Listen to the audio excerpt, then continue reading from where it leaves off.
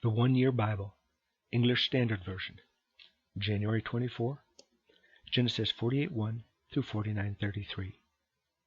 After this, Joseph was told, "Behold, your father is ill." So he took with him his 2 sons, Manasseh and Ephraim. And it was told to Jacob, "Your son Joseph has come to you."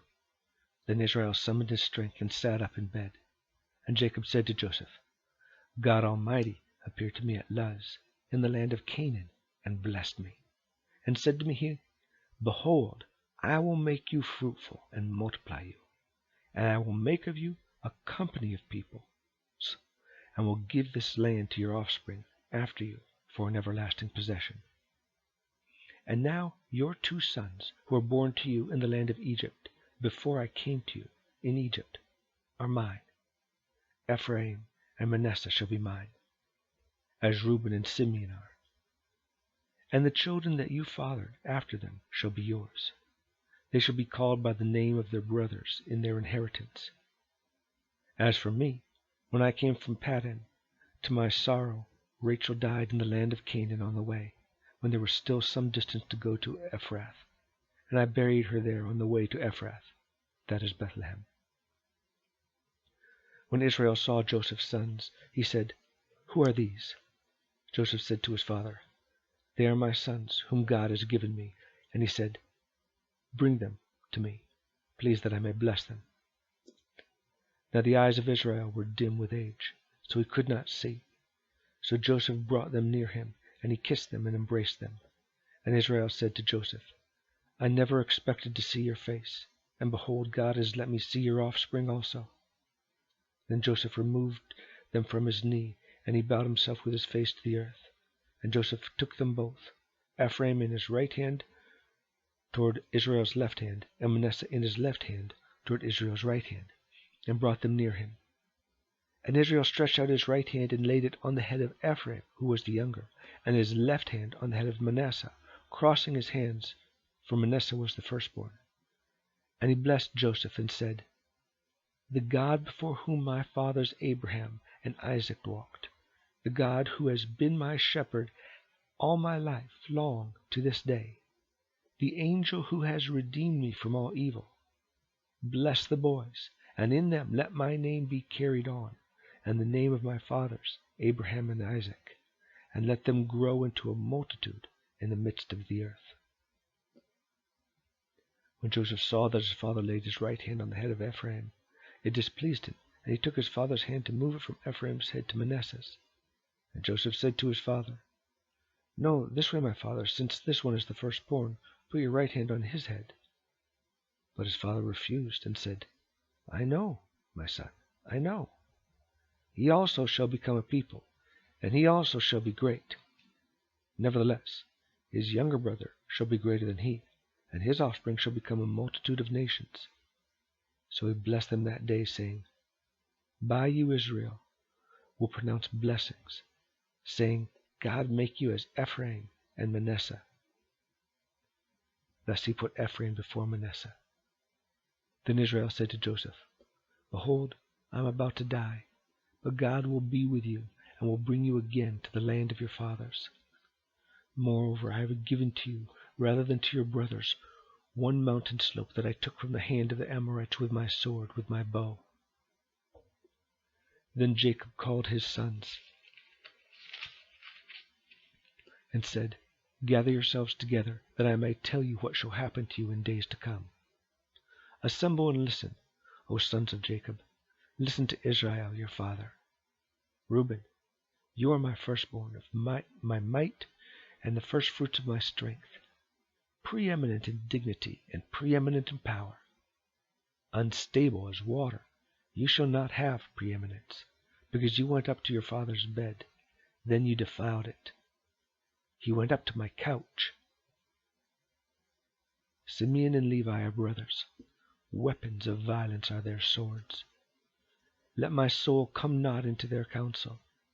O my glory, be not joined to their company.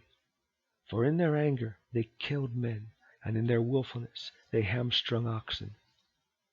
Cursed be their anger, for it is fierce, and their wrath, for it is cruel. I will divide them in Jacob, and scatter them in Israel. Judah, your brothers shall praise you. Your hand shall be on the neck of your enemies, and your father's sons shall bow down before you. Judah is a lion's cub. From the prey, my son, you have gone up. He stooped down, he crouched as a lion, and as a lioness, who dares rouse him? The scepter shall not depart from Judah, nor the ruler's staff from between his feet, until tribute comes to him, and to him shall be the obedience of the peoples. Binding his foal to the wine, and his donkey's colt to the choice vine. He has washed his garments in wine, and his vesture in the blood of grapes. His eyes are darker than wine, and his teeth whiter than milk. Zebulun shall dwell at the shore of the sea. He shall become a haven for ships, and his border shall be at Sidon. Issachar is a strong donkey, crouching between the sheepfolds. He saw the resting place was good, and that the land was pleasant. So he bowed his shoulder to bear, and became a servant at forced labor. Dan shall judge his people as one of the tribes of Israel. Dan shall be a serpent in the way, a viper by the path, that bites the horse's heels, so that his rider falls backward. I wait for your salvation, O Lord. Raiders shall raid Gad, but he shall raid at their heels. Asher's food shall be rich, and he shall yield royal delicacies. Naphtali is a doe let loose that bears beautiful fawns. Joseph is a fruitful bough by a string that his branches run over the wall. The archers bitterly attacked him, shot at him, and harassed him severely. Yet his bow remained unmoved. His arms were made agile by the hands of the mighty one of Jacob. From there is the shepherd, the stone of Israel. By the God of your father who will help you. By the Almighty who will bless you. With blessings of heaven above, blessings of the deep that crouches beneath, blessings of the breast and of the womb. The blessings of your father are mighty beyond the blessings of my parents. Up to the bounties of the everlasting hills, may they be on the head of Joseph, and on the brow of him who was set apart from his brothers. Benjamin is a ravenous wolf, in the morning devouring the prey, and at evening dividing the spoil. All these are the 12 tribes of Israel. This is what their father said to them as he blessed them, blessing each with the blessing suitable to him. Then he commanded them and said to them, I am to be gathered to my people. Bury me with my fathers in the cave that is in the field of Ephron the Hittite, in the cave that is in the field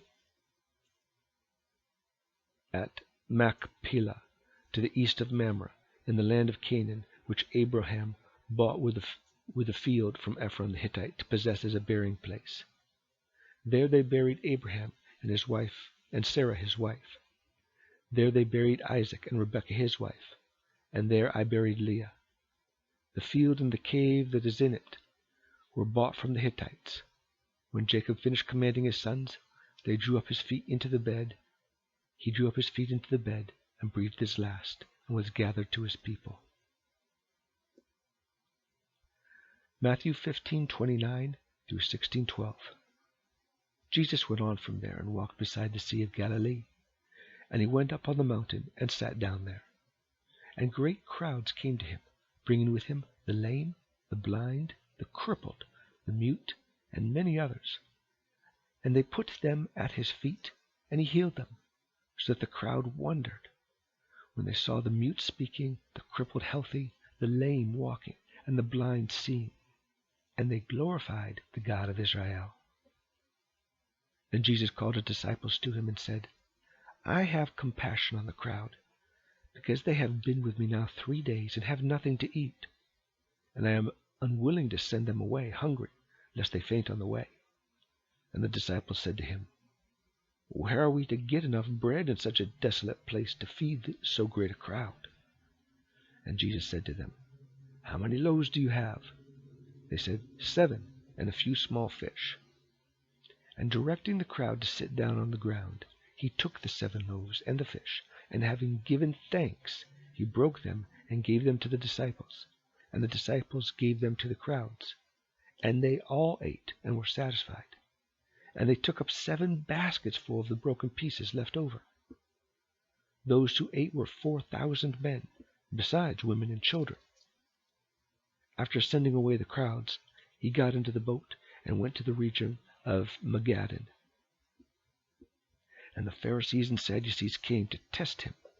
They asked him to show him a sign from heaven. He answered them, "When it is evening, you say, it will be fair weather, for the sky is red. And in the evening it will be stormy today, for the sky is red and threatening. You know how to interpret the appearance of the sky, but you cannot interpret the signs of the times. An evil and adulterous generation seeks for a sign, but no sign will be given to it except the sign of Jonah."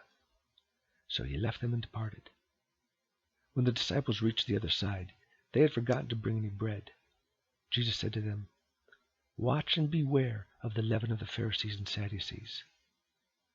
And they began discussing it among themselves, saying, "We brought no bread." But Jesus, aware of this, said, "O you of little faith, why are you discussing among yourselves the fact that you have no bread? Do you not yet perceive? Do you not remember the 5 loaves for the 5,000, and how many baskets you gathered? Or the 7 loaves for the 4,000, and how many baskets you gathered? How is it that you fail to understand that I did not speak about bread? Beware the leaven of the Pharisees and Sadducees." Then they understood that he did not tell them to beware of the leaven of bread, but of the teaching of the Pharisees and Sadducees. Psalm 20, verses 1 through 9. May the Lord answer you in the day of trouble. May the name of the God of Jacob protect you. May he send you help from the sanctuary and give you support from Zion. May he remember all your offerings and regard with favor your burnt sacrifices. Selah. May he grant you your heart's desires and fulfill all your plans. May we shout for joy over your salvation, and in the name of our God set up our banners. May the Lord fulfill all your petitions. Now I know that the Lord saves his anointed. He will answer him from his holy heaven with the saving might of his right hand. Some trust in chariots and some in horses, but we trust in the name of the Lord our God. They collapse and fall, but we rise and stand upright. O Lord, save the King. May he answer when we call. Proverbs 4, verses 20 through 27. My son, be attentive to my words. Incline your ear to my sayings. Let them not escape from your sight. Keep them within your heart, for they are life to those who find them, and healing to all their flesh. Keep your heart with all vigilance, for from it flow the springs of life. Put away from you your crooked speech, and put devious talk far from you. Let your eyes look directly forward, and your gaze be straight before you. Ponder the path of your feet. Then all your ways will be sure. Do not swerve to the right or to the left. Turn your foot away from evil.